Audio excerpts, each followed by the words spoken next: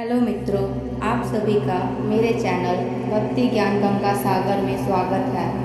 आज हम अमरनाथ की कथा का श्रवण करने जा रहे हैं और आगे आने वाले दिनों में मैं आपको 12 ज्योतिर्लिंग के कथा के माध्यम से दर्शन करवाऊंगी। जो भी महादेव के सच्चे और अनन्य भक्त हैं वो इस चैनल को लाइक और महादेव के 12 ज्योतिर्लिंग के दर्शन के लिए सब्सक्राइब करें। यदि आप महादेव के सच्चे भक्त हैं तो महादेव के लिए कमेंट में हर हर महादेव अवश्य लिखें। जो भी यह कथा का पूर्ण श्रवण करेगा, महादेव उनकी दुख हरे, दरिद्र हरे, पाप हरे, रोग हरे, व्याधि हरे। हर हर महादेव सबके जीवन से समस्त विपदा हरे। अमरनाथ की यात्रा 2023 में 1 जुलाई से प्रारंभ होकर 31 अगस्त तक चलेगी। तो आइए हम सब मिलकर अमरनाथ की कथा का पूर्ण श्रद्धा से और संपूर्ण श्रवण करें। केदारनाथ से आगे है अमरनाथ और उससे आगे है कैलाश पर्वत। कैलाश पर्वत शिवजी का मुख्य समाधि स्थल होने का स्थान है, तो केदारनाथ विश्राम भवन हिमालय का कण कण शिव शंकर का स्थान है। उन्हें बर्फानी बाबा इसलिए कहा जाता है कि उनके स्थान पर प्राकृतिक रूप से बर्फ का शिवलिंग निर्मित होता है। शिवलिंग का निर्माण होना समझ में आता है, लेकिन इस पवित्र गुफा में हिम शिवलिंग के साथ ही एक गणेश पीठ व एक पार्वती पीठ भी हिम से प्राकृतिक रूप से निर्मित होता है। पार्वती पीठ ही शक्ति पीठ स्थल है। यहाँ माता सती के कंठ का निपात हुआ था। पार्वती पीठ 51 शक्ति पीठ में से एक है। यहाँ माता के अंग तथा आभूषण की पूजा होती है। ऐसा बहुत ही तीर्थ है जहाँ प्राचीन काल में सिर्फ साधु संत ही जाते थे और वहाँ जाकर वे तपस्या करते थे, लेकिन आजकल यात्रा सुविधाएं सुगम होने के चलते व्यक्ति कैलाश पर्वत और मानसरोवर भी जाने लगे। ये वे स्थान हैं जो हिंदू के लिए सबसे महत्वपूर्ण हैं। अमरनाथ को अमरनाथ क्यों कहते हैं? अमरनाथ इस पवित्र गुफा में भगवान शंकर ने भगवती पार्वती को मोक्ष का मार्ग दिखलाया था। इस तत्व ज्ञान को अमर कथा के नाम से जाना जाता है, इसीलिए इस स्थान का नाम अमरनाथ पड़ा है। यह कथा भगवती पार्वती तथा भगवान शंकर के बीच हुआ संवाद है। यह उस तरह है जिस तरह कृष्ण और अर्जुन के बीच संवाद हुआ था। अमरनाथ कथा। सती ने दूसरा जन्म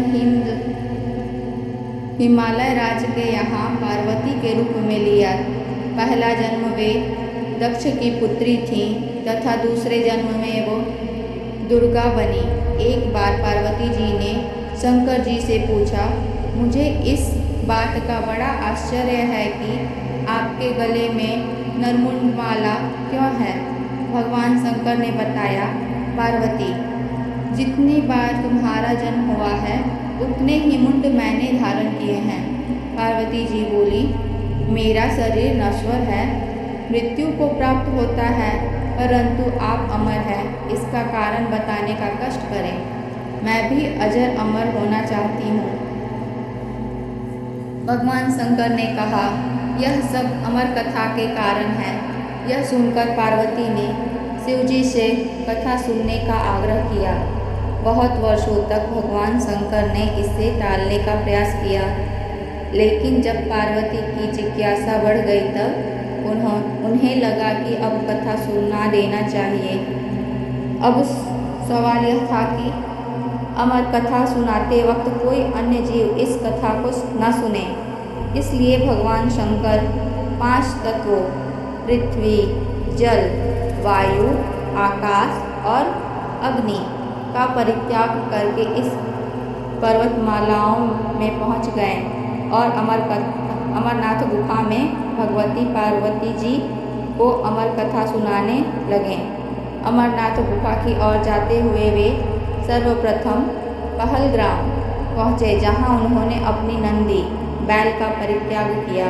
तत्पश्चात चंदनवाड़ी में उन्होंने अपनी जटा केसों से चंद्रमा को मुक्त किया।